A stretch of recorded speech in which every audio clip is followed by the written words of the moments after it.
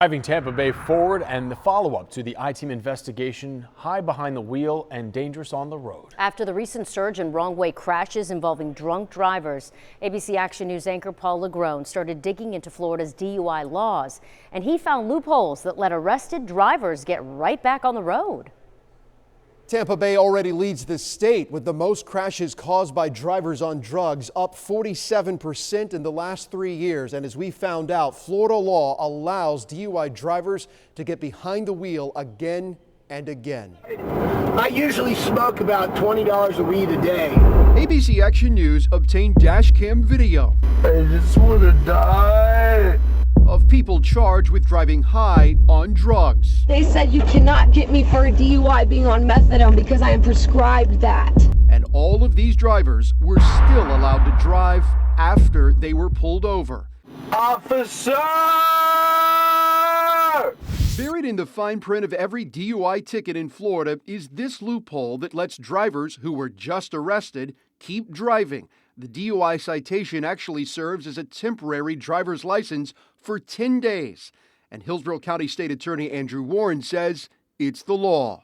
Someone can be pulled over for the most heinous kind of DUI, yet they're still allowed to drive technically for 10 more days. It's the due process of the system. What's terrifying is the idea that we have people who are sitting around for 6 months for their case to come to trial, and they're still out committing the same behavior. People like Renard McGriff, when he drove the wrong way down the Howard Franklin Bridge at 6 a.m. on a Friday morning last month, colliding head-on with a van, putting that driver in the hospital with critical injuries and killing himself. He already had a pending DUI case that had been dragging on for a year. In fact, he was set to have a court hearing 2 hours after the deadly crash he caused. McGriff has a criminal record spanning nearly 30 years for everything from DUI, selling cocaine, robbery, and battery. His most recent court case, the DUI arrest last year. But he was still legally allowed to get behind the wheel the morning of the crash while his case worked its way through the court system. All because he blew just below the legal limit, a .071 at his breathalyzer test instead of a .08. Our best chance at stopping this is before it ever happens. Larry Coggins with Mothers Against Drunk Driving says most first-time DUI offenders have done it before, they just haven't been caught. Everyone who's arrested for DUI their first time, they have committed that offense between 75 and 80 times already. Are we going too easy on first-time DUI offenders? It's hard to say because every single case is different. Jim Swope's case is different for all the wrong reasons. I couldn't move. My chest hurt a great deal. I couldn't breathe without pain. A driver going the wrong way down US 19 in Pasco County hit Jim head-on, leaving him with 5 broken ribs, 2 spinal fractures, and abdominal injuries. Did you think you were going to die? Did that thought cross your mind? I did think it was. I thought this could be it. But adding insult to his injuries, the DUI case against the driver, who appeared dazed, eyes glassy and bloodshot according to the arrest report, fell apart after he refused to take a blood alcohol test.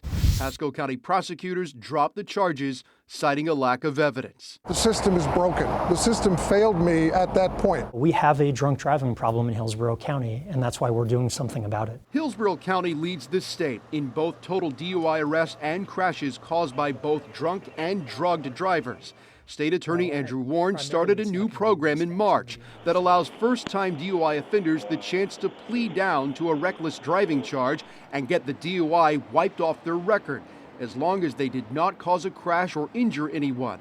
They have to take classes, get treatment, and listen to the stories of those whose loved ones were killed by drunk drivers. These are sanctions that have shown to reduce the likelihood of DUI driving. Warren hopes this new program cuts down on Florida's rate of repeat drunk drivers, which is the second highest in the country.